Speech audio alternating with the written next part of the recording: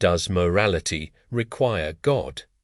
For centuries, philosophers and theologians have argued that objective moral values can only exist if God exists.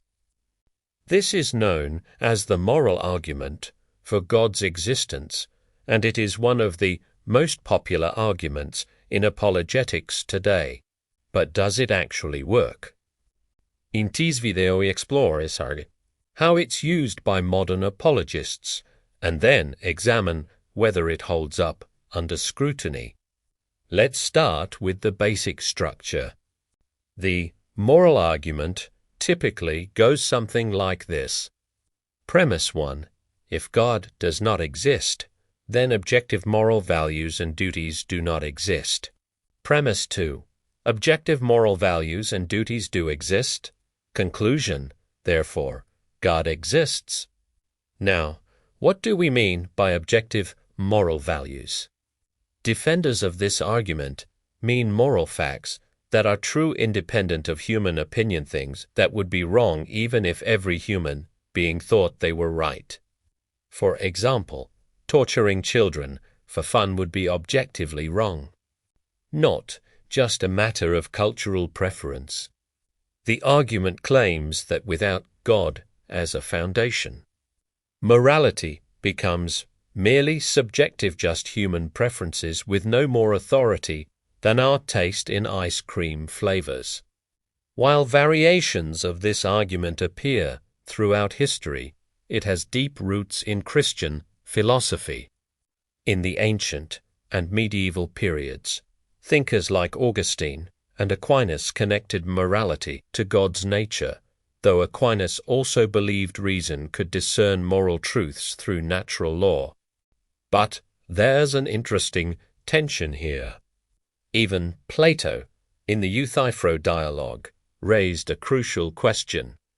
Are things good because God commands them, or does God command them because they're good? We'll come back to this. In the modern era, Immanuel Kant flipped things around. Rather than arguing from God to morality, he argued from morality to God, suggesting that morality requires belief in God and immortality as postulates of practical reason, even if we can't prove God theoretically. The argument exploded in popularity in the late 20th century, largely thanks to Christian apologist William Lane Craig. Craig has debated this argument hundreds of times, making it a cornerstone of modern apologetics.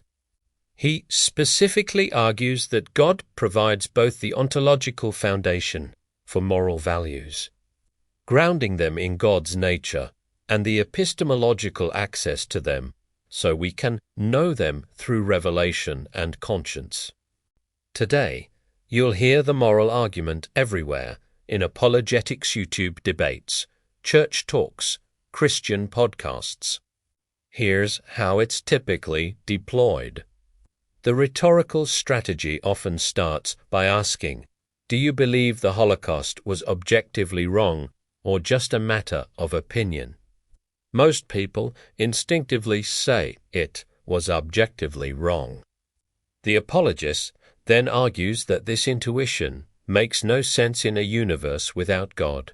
They'll contrast theism with naturalism or atheism, claiming that in a purely material universe shaped by evolution, there is no room for genuine moral obligations, just survival instincts dressed up as ethics.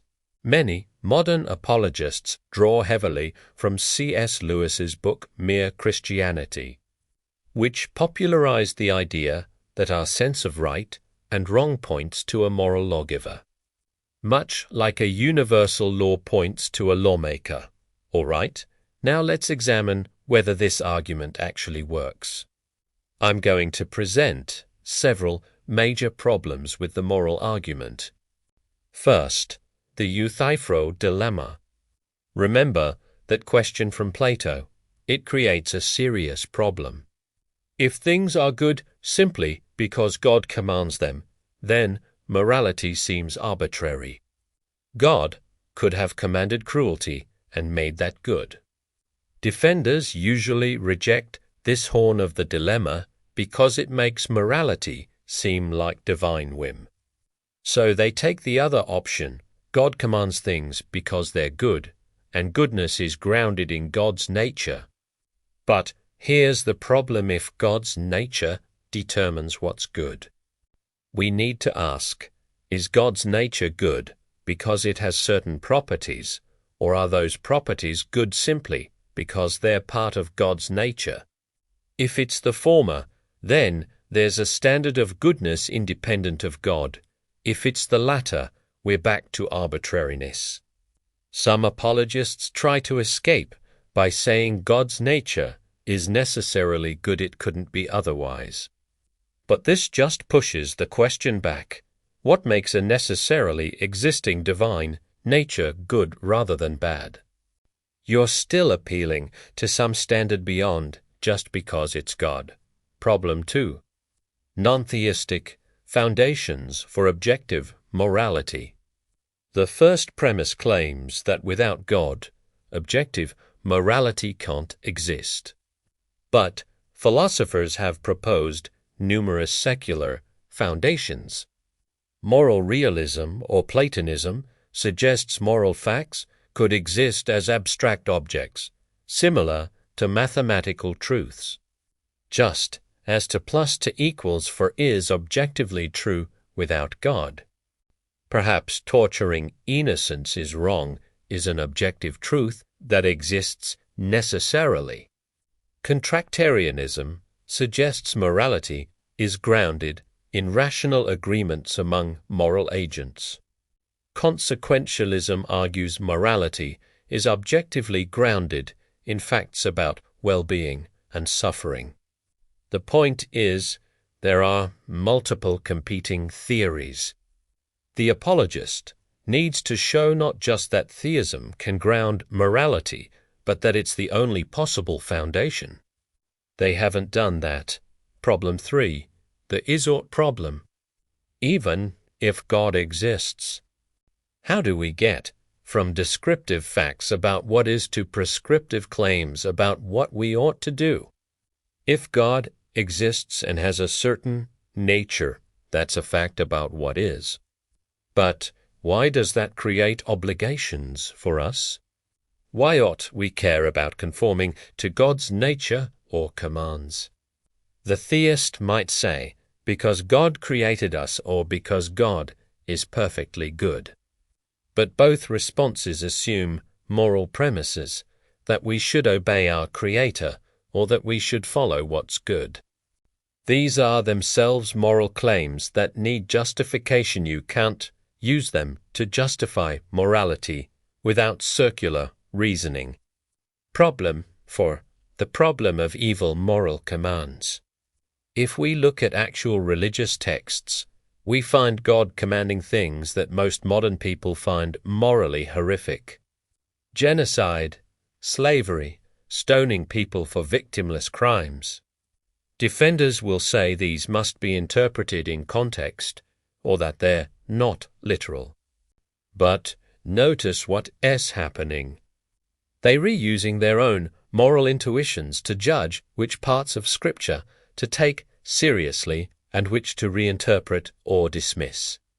This suggests that our moral knowledge doesn't actually come from God or Scripture. We reusing pre-existing moral intuitions to evaluate religious claims. Finally, problem 5. The argument proves too much. Even if the moral argument worked, it wouldn't establish the God of Christianity or any particular religion. At best, it would point to some kind of cosmic moral grounding. That could be the God of classical theism, but it could also be a morally perfect, universe-creating committee, an impersonal moral order, or Plato's form of the good. The leap from morality requires some foundation to therefore, the specific God I worship exists is completely unjustified. So where does this leave us? The moral argument for God is intuitively appealing because most of us do think some things are objectively wrong. But intuitive doesn't mean sound. The argument fails to show that God is necessary for objective morality, fails to solve fundamental problems about the relationship between God and goodness, and assumes what it needs to prove.